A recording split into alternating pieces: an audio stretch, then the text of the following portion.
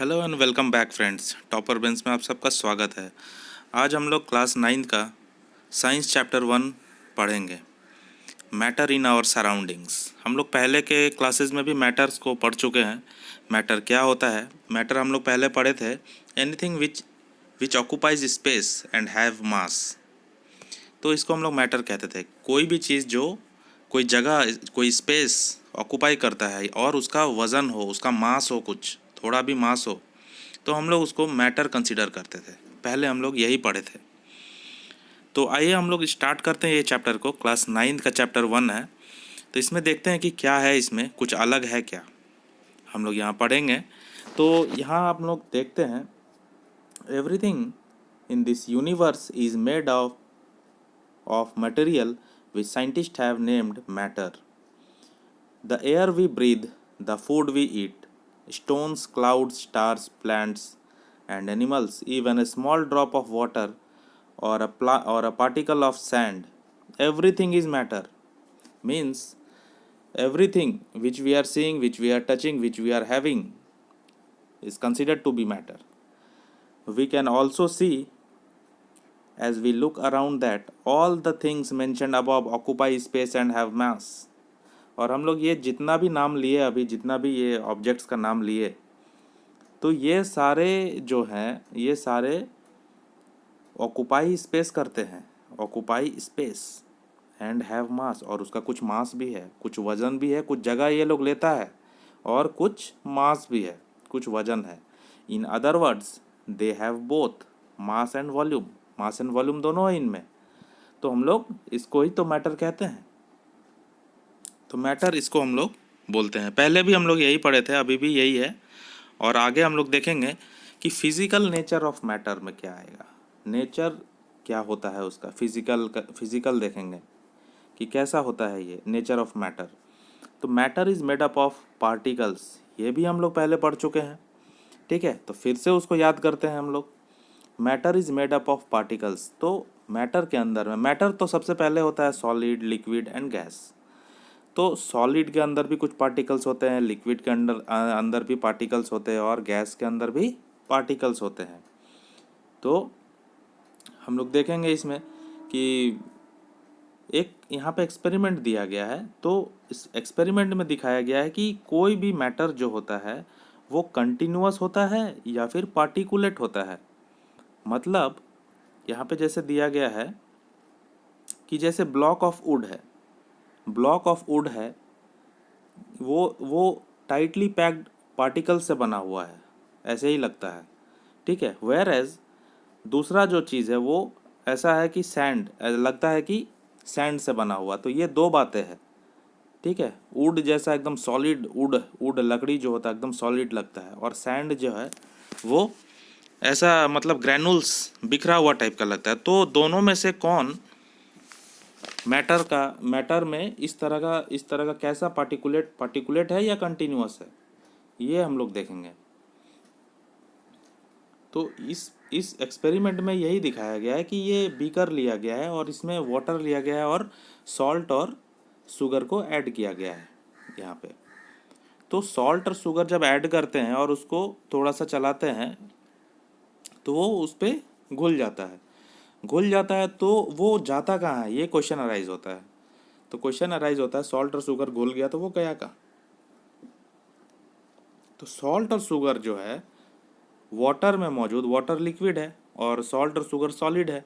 तो वाटर में जो मौजूद जो जगह है, जो स्पेस है, उसको ऑक्यूपाई कर लेता है।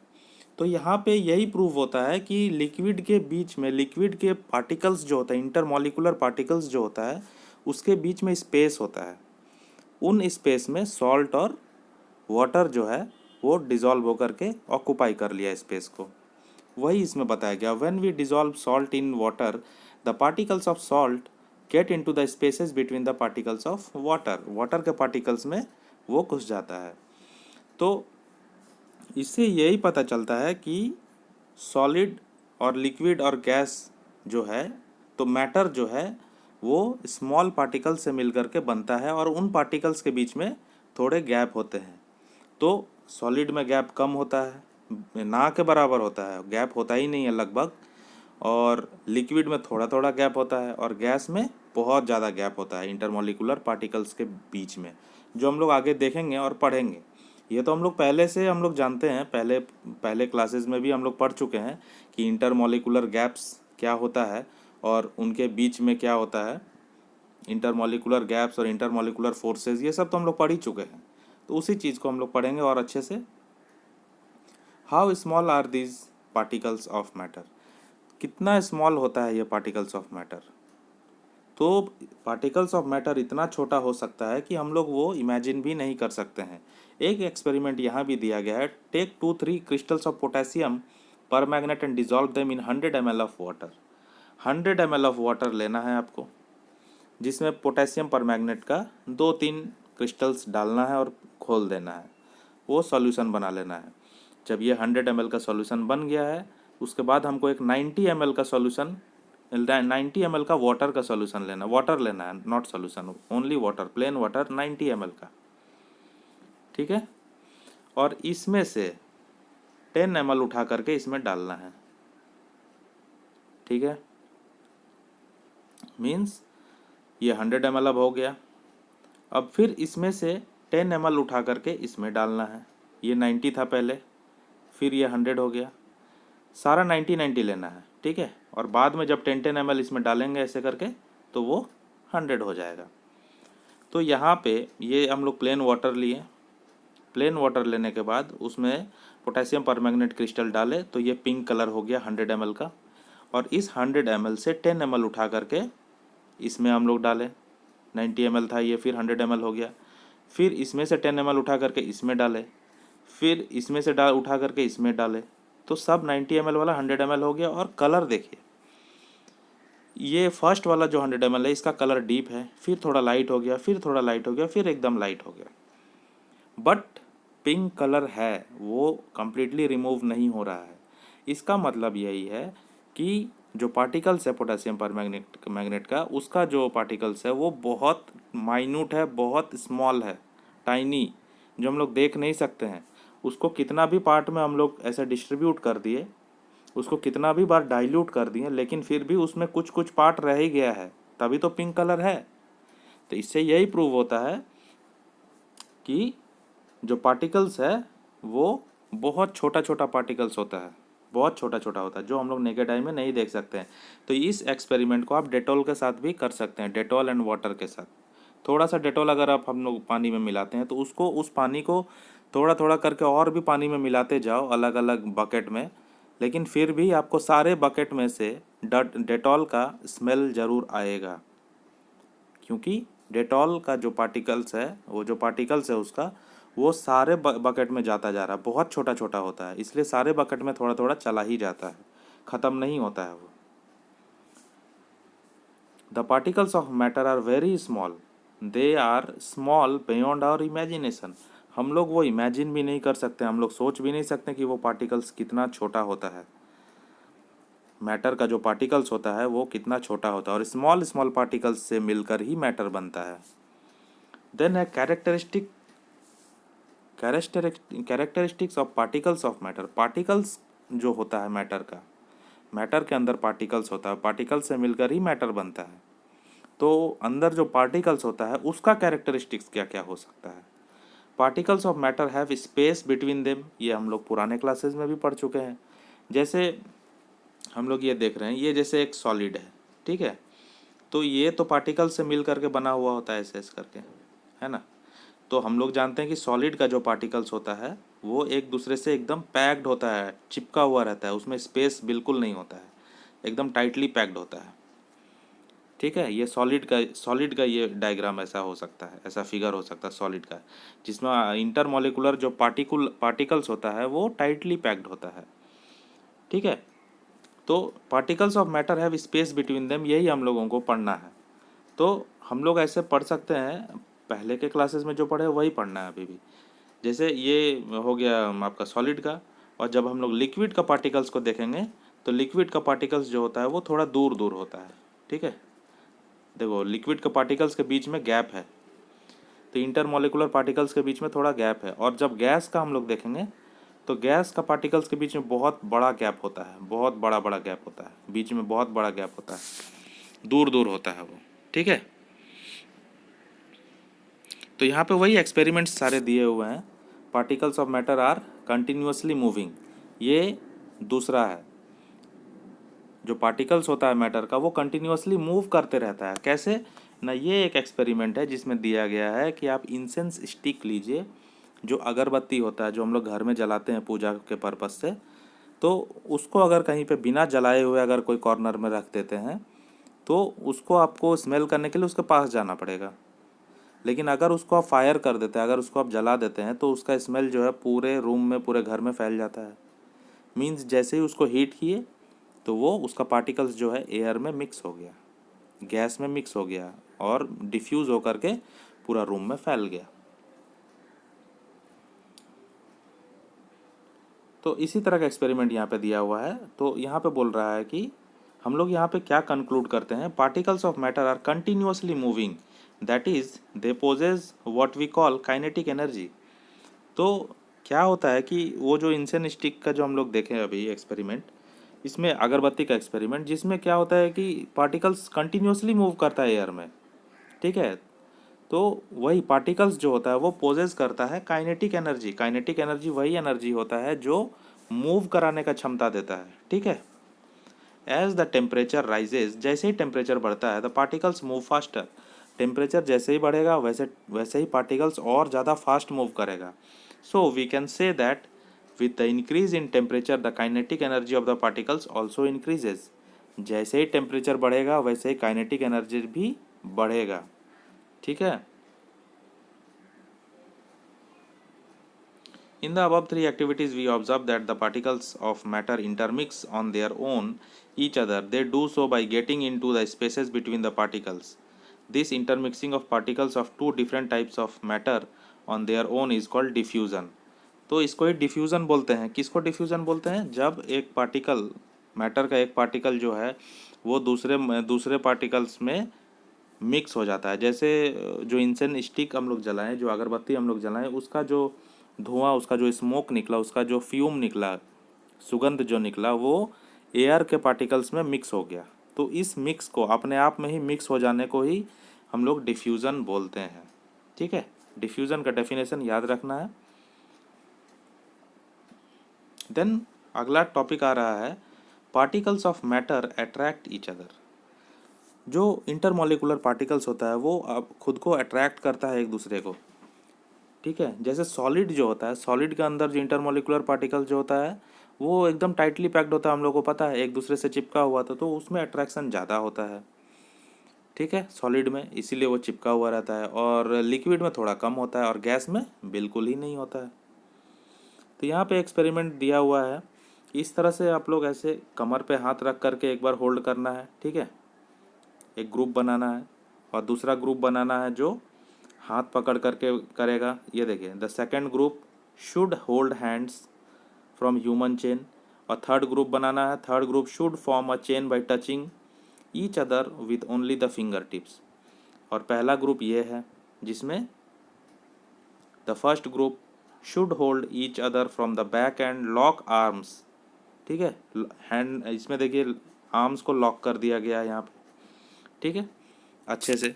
तो 3 ग्रुप यहाँ पे बनाया गया और चौथा ग्रुप बनाया स्टूडेंट्स का, जो दौड़ता हुआ आएगा और इनको तोड़ने का कोशिश करेगा, ठीक है, ये चौथा ग्रुप। तो इन तीनों ग्रुप में से सबसे इजीली कौन सा ग्रुप टूट जाएगा? इन तीनों में से वही ग्रुप इजीली टूट जाएगा जो फिंगर से फिंगर टच करके खड़ा है। उसके बाद वो ग्रुप टूट जाएगा जो हाथ से हाथ पकड़ा हुआ है, और सबसे अंत तक ये ग्रुप बचा हुआ रहेगा जो टाइटली होल्ड किया हुआ है एक दूसरे को, है ना, बैक एंड लॉक आर्म्स करके, फर्स्ट वाला ये। तो इससे यही पता चलता है कि जिसमें मॉलिक्यूल्स जो होता है, पार्टिकल्स जो होता है, टाइटली पैक्ड पार्टिकल्स जब होता है तो उसको ब्रेक करना इजी नहीं होता है। वो उतना ही सॉलिडिफाई होता है, उतना ही रिजिड होता है, उतना ही सख्त होता है। कौन? जिसमें इंटरमॉलिकुलर पार्टिकल्स बहुत क्लोजली और टाइटली पैक्ड होता है। जैसे ये वाले में टाइटली पैक्ड है एक दूसरे से, तो इसको तोड़ना सबसे मुश्किल हो जाएगा, ठीक है। वही एक्टिविटीज़ यहाँ पे उसी तरह का एक्टिविटीज़ दिया हुआ है। एक एक्टिविटीज़ ये भी देख लेते हैं। Take some water in a container, try cutting the surface of water with your fingers. Were you able to cut the surface of water? What could be the reason behind the surface of water remaining together? यहाँ पे कहा जा रहा है कि एक ball में, एक कटोरे में आप पानी ले लो और पानी को अपने फिंगर से कट करो। आप क्या देखेंगे, आप कट कर पा रहे हैं? नहीं। जैसे ही आप कट किए, पानी वापस अपना पोजीशन को वापस मेंटेन कर लिया। जिस कंडीशन में, जिस पोजीशन में पानी था, उसी कंडीशन में, उसी पोजीशन में पानी वापस आ गया। क्यों वापस आ गया? क्योंकि उनके बीच में जगह था, स्पेस था। हम लोग यहाँ देखते हैं कि ये जो एक्टिविटीज़ है क्या सजेस्ट करता है? Suggest that particles of matter have force acting between them. This force keeps the particles together. The strength of this force of attraction varies from one kind of matter to another. तो इनके बीच में जो gap है, और gap में intermolecular attraction जो force है, intermolecular force बोलो या इंटरमोलिकुलर अट्रैक्शन बोलो, तो उसके वजह से पानी को जब हम कट किए तो वो वापस अपने जगह में खींच करके आ गया, क्योंकि उसके बीच में पानी में स्पेस भी होता है। पानी के पार्टिकल्स में स्पेस भी है और उन स्पेस के बीच में इंटरमोलिकुलर फोर्स है, तो उस फोर्स के वजह से वापस अपने जगह पे आ गया वो पार्टिकल्स।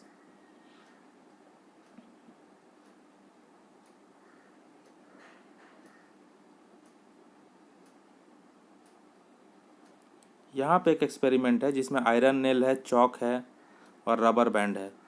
तो इसको जब कोई हैमर से अगर हैमर करेंगे आप, तो इसमें चौक का पीस टूट जाएगा भले, आयरन नेल का शेप चेंज हो जाएगा, रबर बैंड का शेप चेंज नहीं होगा। तो इसमें क्या हुआ? इसमें भी वही हुआ। रबर बैंड का जो ये है उसमें वो वापस अपने जगह पे आ गया, लेकिन बहुत ज़्यादा फोर्स अगर रहेगा तो रबर बैंड भी टूट सकता है।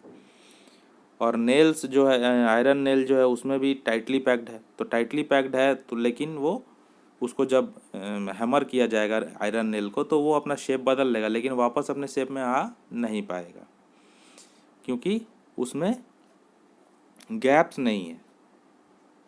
उसका जो पार्टिकल्स है उसके अंदर में, उसमें गैप्स नहीं है कि वो वापस आ जाए, जैसे पानी वापस आ गया, जैसे रबर बैंड वापस आ जाएगा। ठीक है। और पीस ऑफ चॉक जो है वो तो ब्रिटिल, वो तो टूट ही जाएगा।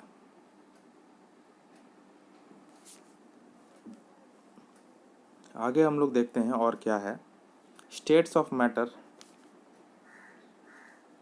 सॉलिड स्टेट है, लिक्विड स्टेट है और गैसियस स्टेट है। ठीक है। तो हम लोग सॉलिड में जो कुछ भी देखते हैं, pen, pencil, rubber, copy, book, जो कुछ भी है, मोबाइल, कुछ भी है, जो मतलब जिसका परफेक्ट शेप है, डिस्टिंक्ट बाउंड्रीज है, फिक्स्ड वॉल्यूम है, वो सॉलिड कहलाता है। हम लोग जो कुछ भी सामान देख रहे हैं जो सॉलिड है, जैसे कि आपका बुक हो गया, वुडन पेन हो गया, वुडन बॉक्स हो गया, पेन हो गया, स्टिक हो गया, कुछ भी, all these have a definite shape, distinct boundaries and fixed volumes, that is have negligible compressibility। इनमें negligible compressibility है, इसमें fixed volume है, shape है fix इसका, और इसके बीच में जो इसके अंदर जो पार्टिकल्स है उनके बीच में जगह नहीं है। ये सॉलिड चीज़ है, तो इनको कंप्रेस नहीं किया जाता। कंप्रेस मतलब दबाना, तो इनके बीच नेग्लिजिबल कॉम्प्रेसिबिलिटी है। आप इसको दबा नहीं सकते हैं कोई लकड़ी को या ये सब को। ठीक है, क्योंकि बहुत मुश्किल होता है यह दबाना, क्योंकि उनके बीच में स्पेस है ही नहीं, तो दबेगा ही नहीं। Solids have a tendency to maintain their shape when subjected to outside force. Solid may break under force but it is difficult to change their shape, so they are rigid. तो solid जो है वो अपना shape change नहीं कर सकता जब भी आउटसाइड फोर्स, जब अगर आप सॉलिड को दबाएंगे तो वो सॉलिड अपना शेप नहीं चेंज करेगा, भले टूट जाएगा वो, लेकिन वो अपना जो शेप है वो चेंज नहीं करेगा, वो झुकेगा नहीं। वो एक डायलॉग है फिल्म का, वो झुकेगा नहीं, टूट जाएगा लेकिन झुकेगा नहीं। मतलब सॉलिड जो है वो टूट जाएगा लेकिन वो शेप चेंज नहीं करेगा, क्योंकि वो बहुत रिजिड होता है, बहुत रिजिड। ठीक है। और कुछ ऐसा चीज़ है जहाँ पे क्वेश्चन उठता है, जैसे रबर बैंड है। रबर बैंड को वो शेप को चेंज करता है स्ट्रेचिंग में, तो क्या ये सॉलिड कहा जाएगा? हाँ, कहा जाएगा, क्योंकि वो अपना शेप को वापस मेंटेन कर लेता है। Rubber band changes shape under force, जब उस पर फोर्स पड़ता है तो वो अपना शेप को चेंज करता है और रीगेन, अपना शेप को रीगेन कर लेता है। ठीक है, जब फोर्स को रिमूव किया जाता है। If excessive force is applied it breaks, जब एक्सेसिव फोर्स अप्लाई किया जाएगा तो वो टूट सकता है। और शुगर और सॉल्ट को क्या होता है? When kept in different jar take the shape of jar, दूसरे कोई भी जार में रखेंगे तो वही जार में शेप ले लेता है। तो ऐसा नहीं है कि ये सॉलिड नहीं है। तो यहाँ क्वेश्चन पूछ रहा है कि आर दे सॉलिड? भाई वो सॉलिड ही है, छोटा छोटा सॉलिड का टुकड़ा है। जब आप उसको हाथ पे रखेंगे तो आप देख सकेंगे कि वो सॉलिड का ही टुकड़ा है। ठीक है, वो अपने शेप को मेंटेन करता है वो कंटेनर में रह करके भी। अगला डाउट है, क्वेश्चन है, व्हाट अबाउट स्पॉन्ज? स्पॉन्ज को जब हम लोग दबाते हैं तो वो कंप्रेस हो जाता है, लेकिन अभी अभी जस्ट हम लोग बात किए यहाँ ऊपर में कि सॉलिड कंप्रेस नहीं हो सकता, सॉलिड को दबाया नहीं जा सकता। लेकिन स्पॉन्ज भी एक सॉलिड है, लेकिन दबाया जा सकता है। वो इसलिए स्पॉन्ज को दबाया जा सकता है कि स्पॉन्ज के जो इंटरमोलिकुलर पार्टिकल्स है उनके बीच में काफ़ी गैप होता है। उन गैप्स में हवा भरा हुआ रहता है। जब हम लोग कंप्रेस करते हैं तो वो दब जाता है और एयर निकल जाता है, और फिर जैसे ही हम लोग रिलीज़ करते हैं उसको तो फिर वापस एयर उसमें भर जाता है और फिर वो अपना शेप को रिटेन कर लेता है। लेकिन ये सॉलिड ही है। ठीक है, उसके बाद लिक्विड स्टेट है। तो लिक्विड स्टेट में जो इंटरमोलिकुलर पार्टिकल्स होता है उसमें थोड़ा गैप होता है। उसको कोई भी बॉटल में या कोई भी जार में या कोई भी इसी में किसी में भी डालो, कोई भी शेप में वो ढल जाता है। ठीक है, liquid have no fixed shape, उसका कोई अपना शेप नहीं होता है, but have a fixed volume, लेकिन उसका एक फिक्स्ड वॉल्यूम होता है। They take up the shape of the container in which they are kept, जिस भी कंटेनर में आप रखोगे वही शेप में वो हो जाएगा liquid. Liquid flow and change shape, so they are not rigid but can be called fluid. तो लिक्विड जो होता है वो फ्लो होते रहता है और उसका शेप जो है वो चेंज होते रहता है, और वो रिजिड नहीं है। सॉलिड जो है वो रिजिड है, मजबूत है, रिजिड है। और लिक्विड मजबूत नहीं है, रिजिड नहीं है। उसके बीच में गैप से इंटरमोलिकुलर पार्टिकल्स के बीच में, इसलिए ये मूव करता रहता है, फ्लो करता रहता है, और इसलिए इसको फ्लूइड भी बोला जाता है। ठीक है, और हम लोग जो एक्सपेरिमेंट देखे हैं, where we saw that solid and liquid can diffuse into liquid. ठीक है, लिक्विड के अंदर में सॉलिड भी डिफ्यूज़ करता है, जैसे शुगर हो गया, सॉल्ट हो गया, उसको मिला देंगे तो वो डिफ्यूज़ करके घुल जाएगा उसमें। फिर लिक्विड के अंदर में पोटेशियम परमैंगनेट हम लोग डालें और लिक्विड को फिर लिक्विड में डालें, अगर डेटॉल को लिक्विड में डालेंगे तो वो भी उसमें डिफ्यूज़ कर जाएगा, है ना। The gases from the atmosphere diffuse and dissolve in water. These gases, especially oxygen and carbon dioxide, are essential for survival of the aquatic plants and animal. Then gases, gas भी liquid में diffuse होता है। जैसे हम लोग नदी, तालाब, जो भी वाटर बॉडी है उसमें जो एक्वाटिक एनिमल, फिशेज रहते हैं, बहुत सारे एनिमल रहते हैं, प्लांट्स रहते हैं, एक्वाटिक एनिमल एंड प्लांट्स, उनको भी ऑक्सीजन, कार्बन डाइऑक्साइड उनको चाहिए होता है।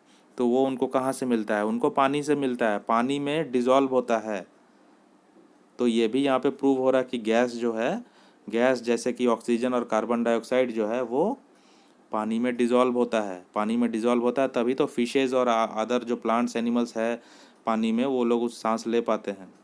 ठीक है, तो उनके ब्रीदिंग के लिए, ये सर्वाइवल के लिए बहुत ज़रूरी होता है। तो इससे ये भी प्रूव होता है कि गैस भी जो है वो डिफ्यूज़ करता है। मतलब हम लोग कंक्लूड कर सकते हैं कि सॉलिड, लिक्विड और गैस जो है तीनों लिक्विड में डिफ्यूज़ हो सकता है। The rate of diffusion of liquids is higher than that of solid. माने लिक्विड जितना जल्दी डिफ्यूज़ करेगा उतना जल्दी सॉलिड डिफ्यूज़ नहीं करेगा। This is due to the fact that the liquid state particle move freely, have greater space between each other as compare to particles in solid. तो liquid इसीलिए जल्दी घुल जाता है लिक्विड में। लिक्विड जल्दी घुल जाता है इसलिए क्योंकि उसके बीच का जो पार्टिकल्स है उसके बीच में जो स्पेस है वो ज़्यादा है थोड़ा सॉलिड से, तो वो इजीली घुल जाता है। ठीक है, उसके बाद गैसियस स्टेट जानते हैं हम लोग। गैसियस स्टेट में सबसे ज़्यादा, गैसियस स्टेट जब है तो गैस में जो इंटरमोलिकुलर पार्टिकल्स है वो बहुत दूर दूर होता है। ठीक है, उसके बीच में बहुत गैप होता है और इसके बीच में इंटरमोलिकुलर फोर्स भी बहुत कम होता है। और सॉलिड को हम लोग देखें कि सॉलिड को हम लोग कंप्रेस कर सकते हैं, नहीं कर सकते हैं, सॉरी, सॉलिड को हम लोग कंप्रेस बिल्कुल नहीं कर सकते हैं। और लिक्विड को हम लोग थोड़ा कंप्रेस कर सकते हैं और गैस को हम लोग बहुत ज़्यादा कंप्रेस कर सकते हैं। क्यों? क्योंकि गैस के बीच में जो गैप है, गैस का जो पार्टिकल्स के बीच में जो गैप है वो बहुत ज़्यादा है, तो हम लोग इसको कंप्रेस कर सकते हैं। ठीक है, गैस के बारे में ये हम लोगों को जानना है। यहाँ पे वही एक्सपेरिमेंट दिया हुआ है कि कैसे हम लोग कंप्रेस कर सकते हैं। ठीक है, ये सारे एक्सपेरिमेंट जो दिया हुआ है यहाँ पे कंप्रेस किया जा रहा है, और यहाँ पे डायग्राम में भी दिया हुआ है जो अभी हम लोग डिस्कस किए। We observe that gases are highly compressible as compared to solid and liquid. Solid और liquid से सबसे ज़्यादा compress होने वाला जो मैटर है वो गैस ही है। The liquefied petroleum gas (LPG) cylinder that we get in our home for cooking or the oxygen supplied to hospitals in cylinders is compressed gas. जो LPG गैस जिस पे हम लोग खाना बनाते हैं वो compressed गैस ही तो है। LPG है, liquefied petroleum गैस है, उसको दबाया गया है, compress करके उसमें डाला गया है। ठीक है, हाई कॉम्प्रेसिबिलिटी के वजह से, due to its high compressibility, large volumes of gas can be compressed into small cylinder and transported easily. ठीक है, तो आप लोग इसको अच्छे से लाइन बाय लाइन पढ़ेंगे और समझेंगे। कोई डाउट होगा तो आप कमेंट कर सकते हैं। ठीक है, यहाँ पे देखिए इंटरमोलिकुलर जो पार्टिकल्स है उसके बीच में गैप्स दिखाया गया। देखिए गैप्स इसमें बहुत कम है क्योंकि ये सॉलिड है। इसमें गैप्स थोड़ा थोड़ा है मतलब लिक्विड है, और इसमें गैप्स बहुत दूर दूर है, बहुत बड़ा बड़ा गैप्स है। तो इंटरमोलिकुलर गैप्स जो है वो ज़्यादा, स्पेस जो है ज़्यादा है, और इंटरमोलिकुलर फोर्स जो है वो वीक है इसमें। तो यही चीज़ ध्यान रखना है। सॉलिड, लिक्विड और गैस में डिफरेंस बिटवीन अगर क्वेश्चन आता है तो आप लोगों को यही सब बातें लिखना है। उसके बाद का टॉपिक है can matter change it's state. Matter जो है अपना स्टेट चेंज कर सकता है क्या? क्या लिक्विड सॉलिड बन सकता है या गैस बन सकता है, या गैस जो है सॉलिड बन सकता है, लिक्विड बन सकता है, या लिक्विड जो है वो सॉलिड बन सकता है, गैस बन सकता है? यही है चेंज ऑफ स्टेट। तो 3 स्टेट का फॉर्म है, सॉलिड, लिक्विड, गैस। ठीक है, जो हम लोग जानते हैं। तो यहाँ पे कैसे चेंज होता है और होता भी है कि नहीं वो हम लोग देखेंगे। तो यहाँ पे बीकर में आइस लिया गया है, 150 ग्राम आइस लिया गया है और उसको हीट किया जा रहा है। उसका टेम्परेचर ले लिया गया है थर्मोमीटर डाल करके। ठीक है, इसमें आइस रखा गया है और इसको फिर बर्नर ऑन किया गया, हीट दिया जा रहा है इसको, और फिर उसके बाद वो लिक्विड में कन्वर्ट होता है, वाटर। तो आपको यहाँ पे नोट करना है कि जब हम लोग जब बर्फ़ जो है वो, आइस जो है वो पिघलना स्टार्ट हुआ तब क्या टेम्परेचर था, और जब सारा पिघल गया तब क्या टेम्परेचर हुआ। तो सॉलिड जो है वो लिक्विड स्टेट में चेंज हुआ, है ना।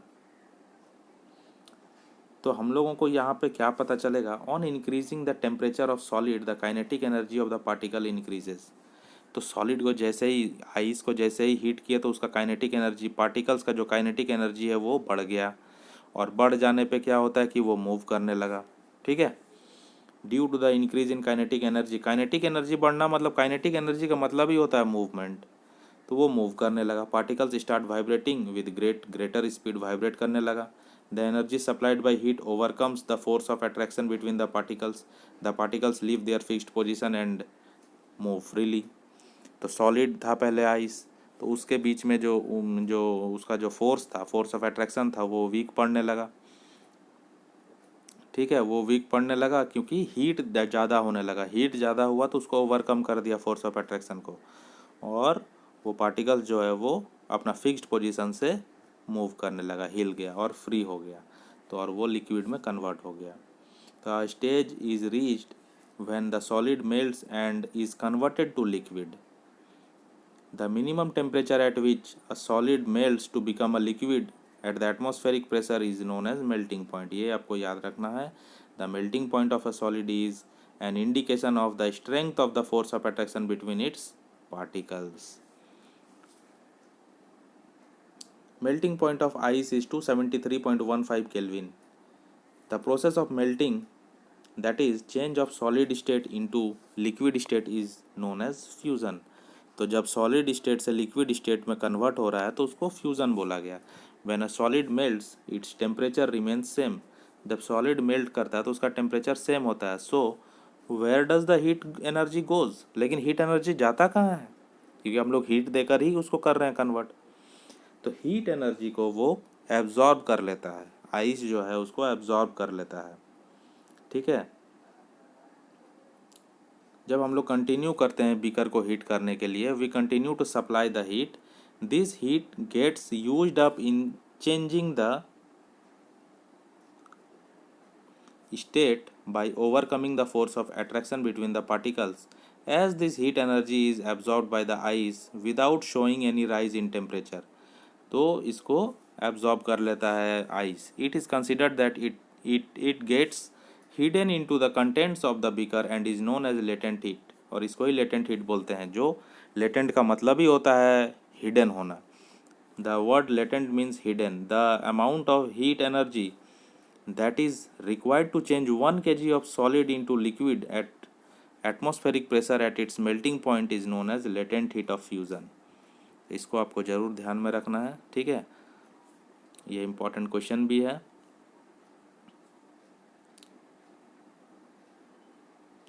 When we supply heat energy to water, the particles start moving faster at a certain temperature। A point is reached when the particles have enough energy to break free from the force of attraction of each other।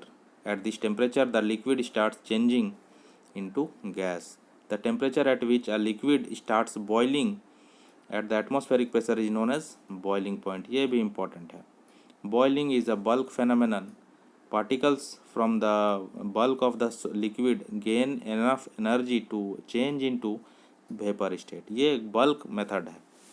ठीक है, ये जो boiling है, boiling जो है ये एक bulk phenomenon है कि बॉइलिंग होने के टाइम पे वाटर में जितने भी चारों तरफ पार्टिकल्स है सब वाइब्रेट होता है हीट होने पे। ठीक है,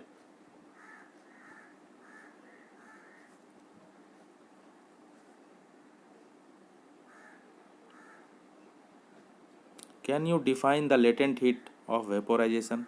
do it in the same way as we have defined the latent heat of fusion. Particles in steam, that is water vapor at 373 Kelvin, that is 100 degree Celsius, have more energy than water at the same temperature।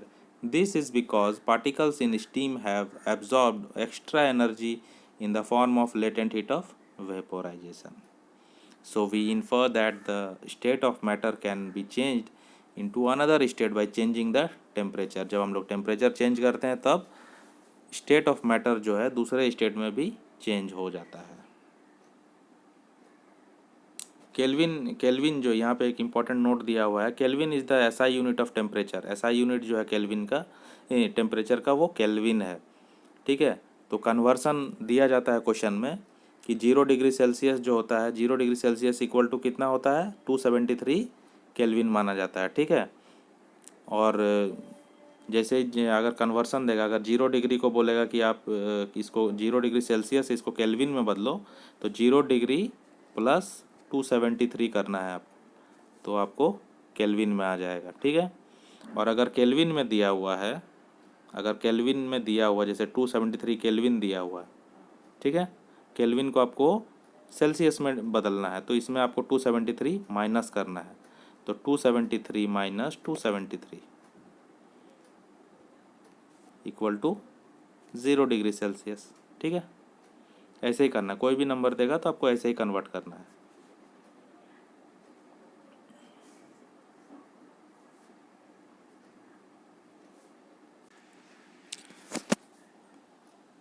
We have learned that substances around us change state from solid to liquid and from liquid to gas on application of heat। जब हम लोग heat का application करते हैं, जब हम लोग heat को लगाते हैं, तो सॉलिड जो है वो लिक्विड में बदलता है और लिक्विड जो है वो गैस में बदलता है।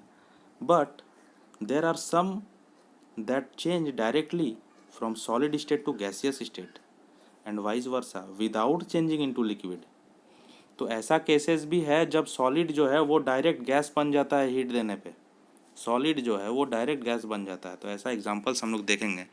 Without changing in liquid state, liquid state में आए हुए बिना ही वो डायरेक्ट गैस बन जाता है। जैसे एग्जांपल कैम्फर, कैम्फर को जब हम लोग जलाते हैं, जब हम लोग हीट करते हैं, तो वो डायरेक्ट गैस बन के उड़ जाता है। ठीक है, वो लिक्विड में आता ही नहीं है। A change of state directly from solid to gas without changing into liquid is called as sublimation. Very important question है. And the direct change of gas to solid without changing into liquid is called deposition. और gas जब direct liquid में बदल जाएगा, ये gas change of gas to solid, gas जब solid में direct बदल जाएगा तब हम लोग उसको बोलेंगे विदाउट चेंजिंग इनटू लिक्विड, तब हम लोग बोलेंगे उसको डिपोजिशन. तो यहाँ पे डिपोजिशन है और सब्लिमेशन है. उसके बाद change, effect of change of pressure. Pressure का क्या चेंज होता है, ठीक है, प्रेशर का क्या effect of change of pressure. जब प्रेशर को हम लोग चेंज करते हैं तब क्या क्या इफेक्ट होता है, ये हम लोग यहाँ पे देखेंगे.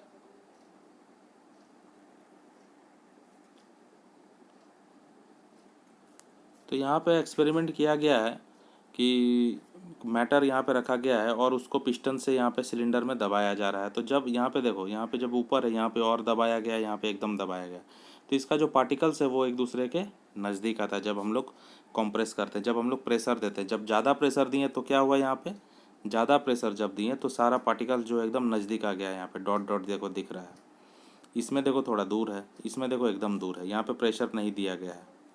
ठीक है.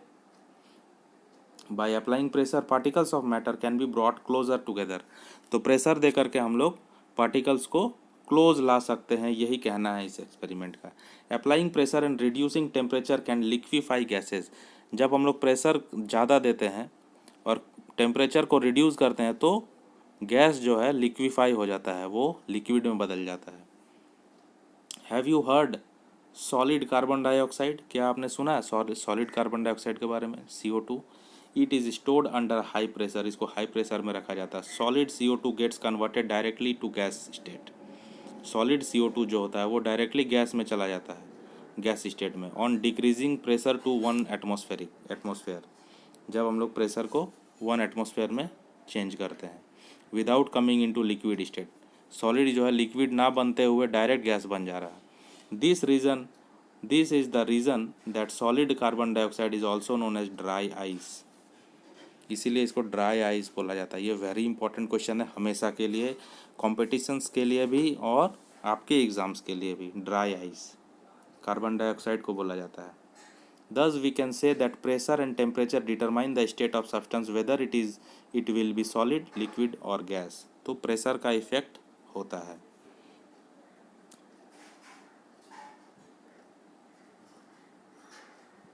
उसके बाद है इवापोरेशन. ये भी मोस्ट इम्पॉर्टेंट है. तो इवापोरेशन हम लोग जानते हैं कि the change of liquid into vapour state when heat is given. ठीक है. तो जब लिक्विड जो है वो वेपर में चेंज हो जाता है तब उसको इवापोरेशन हम लोग बोलते हैं. हम लोग को पता है, हम लोग बचपन से पढ़ते आ रहे हैं. ठीक है. We know that the particles of matter are always moving and are never at rest. At a given temperature in any gas, liquid or solid, there are particles with different amount of kinetic energy.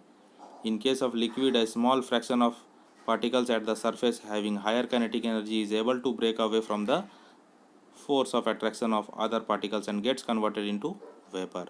This phenomenon of change of liquid into vapor at any temperature below its boiling point is called evaporation.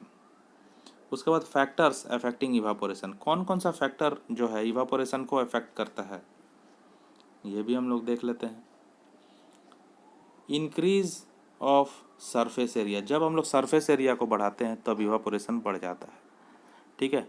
जैसे example, जब है clothes, हम लोग कपड़े को जब सुखाते हैं तो उसको हम लोग स्प्रेड कर देते हैं, सन के सामने स्प्रेड करते हैं, इसलिए उसका जो एरिया है सरफेस एरिया वो बढ़ जाता है और इवापोरेशन रेट जो है वो ज़्यादा हो जाता है. ठीक है. अगर इकट्ठा करके रख देंगे कपड़े को तो वो कपड़ा देर से सूखेगा. तो पहला फैक्टर क्या है जो इवापोरेशन को अफेक्ट करता है, वो an increase of surface area. बहुत इंपॉर्टेंट क्वेश्चन है ये. What are the factors on which evaporation depends. उसके बाद सेकंड फैक्टर है एन इंक्रीज ऑफ टेम्परेचर. जब हम लोग टेम्परेचर को बढ़ाते हैं, ठीक है, तो क्या होता है, जो भीगा हुआ पार्टिकल्स होता है या फिर लिक्विड होता है, भीगा हुआ कपड़ा होता है या फिर लिक्विड जो होता है, उसका जो पार्टिकल्स है उसमें काइनेटिक एनर्जी बढ़ जाता है और बढ़ करके उसका मूवमेंट तेज हो जाता है और वो वेपर स्टेट में कन्वर्ट हो जाता है। डिक्रीज इन ह्यूमिडिटी, ठीक है, ये डिक्रीज इन ह्यूमिडिटी भी एक कारण है। Humidity is the amount of water vapour present in air. Air में जो थोड़ा बहुत पानी रहता है उसको ही ह्यूमिडिटी बोलते हैं। The air around us can not hold more than a definite amount of water vapour at a given temperature. If the amount of water in air is already high the rate of evaporation decreases. अगर हवा में बहुत ज़्यादा पानी होगा, बहुत ज़्यादा humidity होगा, तो हमारा कपड़ा जो हम लोग सूखने के लिए डाले हैं वो थोड़ा देर से सूखेगा, ठीक है, तो ये भी अफेक्ट करता है।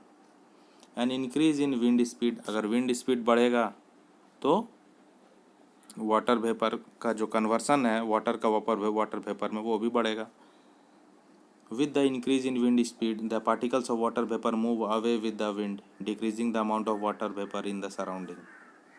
तो ये सब फैक्टर्स है जो इवापोरेशन को अफेक्ट करता है। ये मोस्ट इंपॉर्टेंट क्वेश्चन है इस चैप्टर का। How does evaporation cause cooling, evaporation से कूलिंग कैसे होता है, ठीक है, कूलिंग कैसे होता है ये हम लोग जानते हैं। In an open vessel the liquid keeps on evaporating, the particles of liquid absorb energy from the surrounding to regain the energy lost during evaporation. This absorption of energy from the surroundings make the surrounding cold.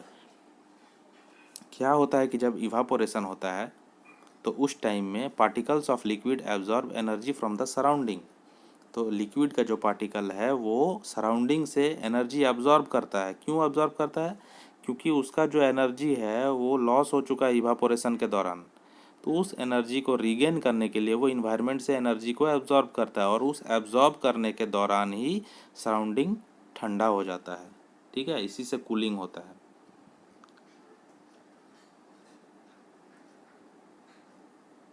Examples तो बहुत है, जैसे कि after a hot sunny day people sprinkle water on the roof or open ground because the large latent heat of vaporization of water helps to cool the hot surface। फिर उसके बाद why should we wear cotton clothes in summer, ठीक है, cotton clothes in summer हम लोग इसलिए use करते हैं क्योंकि we perspire more because the mechanism of our body which keeps us cool।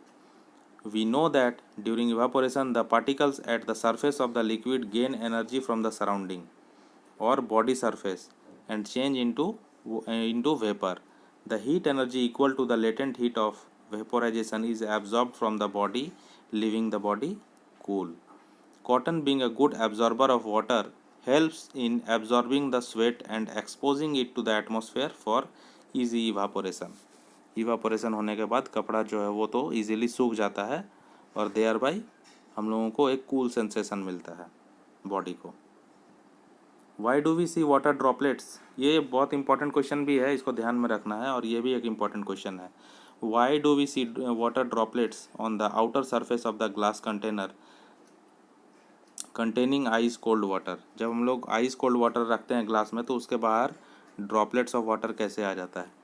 क्यों? क्योंकि हम लोग जानते हैं कि इन्वायरमेंट में ह्यूमिडिटी है, इन्वायरमेंट में एयर में पानी है, वाटर है और वाटर वेपर भी है, ठीक है, वाटर वेपर भी है इन्वायरमेंट में। तो वाटर वेपर जो प्रेजेंट है एयर में वो जैसे ही कांटेक्ट में आता है कोल्ड ग्लास का तो वो उसके ऊपर कन्वर्ट हो जाता है लिक्विड स्टेट में, which we can see as water droplets, ठीक है।